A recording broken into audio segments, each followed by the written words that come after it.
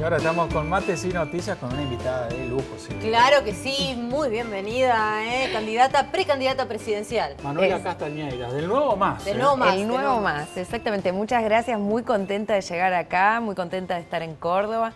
Ahí atrás de cámara está conmigo Julia Di Santi, que es nuestra precandidata a diputada en la lista nacional y además es una queridísima compañera de amiga, así que llego a Córdoba y también me siento como en casa de ver todos estos compañeros y compañeras tan queridos. Vengo de Entre Ríos, les contaba recién. ¿Es tu pago, Entre Ríos? Es mi pago, yo soy paranaense, nacida y criada, como Qué decimos, viste, en el interior. Y me fui a Buenos Aires a estudiar, como muchos chicos, y bueno, y ahí me quedé y empecé la militancia. En realidad empecé mi militancia en Buenos Aires. Soy socióloga, egresada de la U, estudié, la maestría está ahí, porque bueno, estudiar, trabajar, militar, es muy difícil, pero sí. Y bueno, pero igual sigo en la universidad, estoy trabajando en la Universidad Nacional de General San Martín. Soy trabajadora no docente. Me dedico a una cosa que es bastante específica, que tiene que ver con los estudios de posgrado, con la calidad, la acreditación y la validez nacional. Estoy hace más de 10 años trabajando en eso, pero lo cuento porque creo que soy la única precandidata a presidente junto con Lucas Ruiz, que es mi compañero de fórmula, que podemos traer recibo de sueldo y decir yo trabajo, vivo de mi trabajo. No sos de la casta. No soy.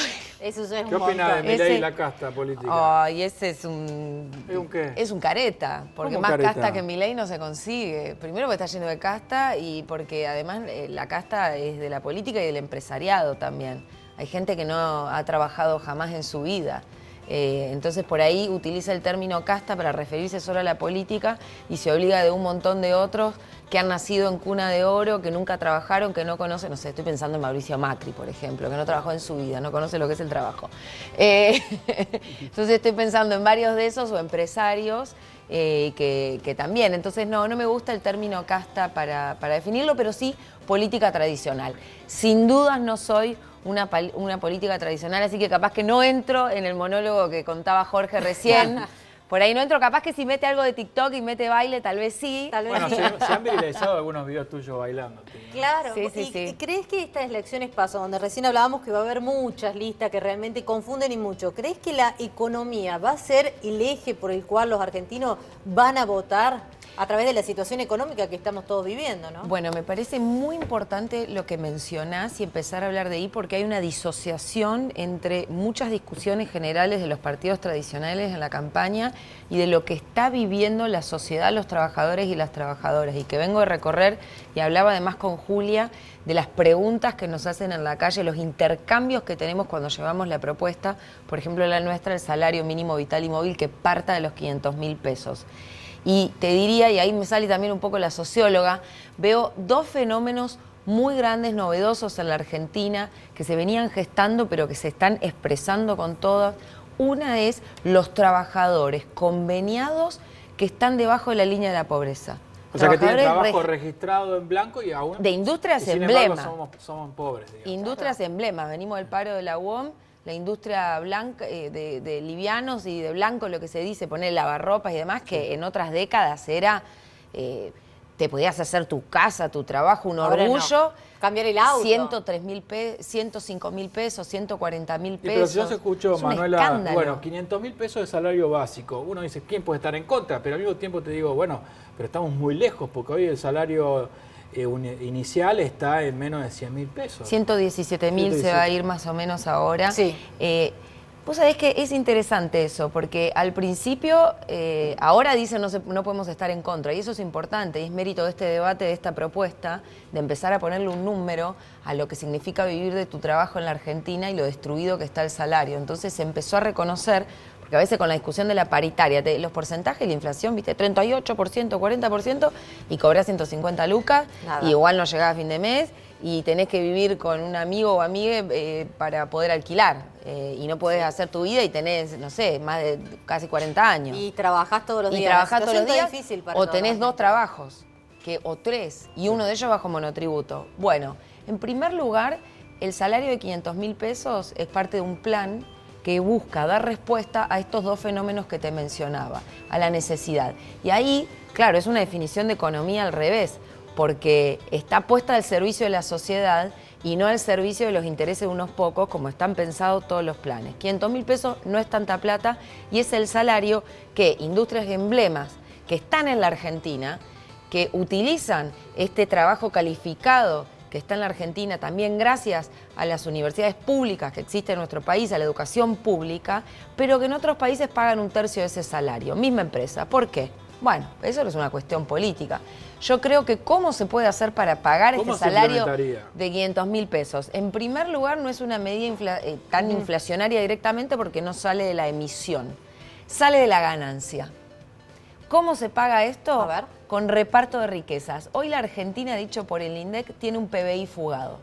Por decreto, si vos obligás 75% de la población económicamente activa, es del sector privado, si vos obligás a pagarlos, empecemos por las grandes empresas, el dinero que hoy se está fugando y que impacta sobre la inflación porque hace que no haya reservas, queda en la Argentina. Si queda en la Argentina, queda en el salario, mejorás la situación económica y mejorás el consumo del mercado interno. Se implementaría en todo el universo de trabajadores. Por ejemplo, nos pregunta un televidente, ¿cómo se implementaría en mi kiosco que tengo 2 empleados? Excelente pregunta. En un kiosco, por ejemplo. No sé quién es, si Raúl, Jorge, no sé cómo se llama. Por ahí tenés un empleado, por ahí es tu prima, o un pariente o un conocido. Hay políticas segmentadas. El salario de 500.000 es para todo el mundo. Pero allí donde haya un kiosco con un empleado y las dificultades económicas no te den para ese salario comprobado, ¿no? Porque hay que demostrar ingresos y demás, ahí sí una asistencia al trabajador por parte del Estado pública para que no sea el trabajador el que pague la dificultad del kiosco, porque si no es la economía del revés. El kiosco tiene dificultad. ¿Por dónde ajustamos? Por el trabajador. Bueno, no puede ser esa la salida. Y hay mucho empleo de esas características, pero piensen también que si todos tienen un piso del salario de 500.000, seguramente los ingresos de ese kiosco van a ser distintos, los de la panadería, los de la peluquería, cómo serían los comercios de cercanía, eso también hay que pensarlo. Pero además hay otro problema. En la Argentina, te voy a poner un ejemplo, los bancos. Los bancos que tercerizan por call center, mucha atención por un call center. Call center de 200, 300 trabajadores. Sí. Reciben subsidio. Sí, ATP. Obvio.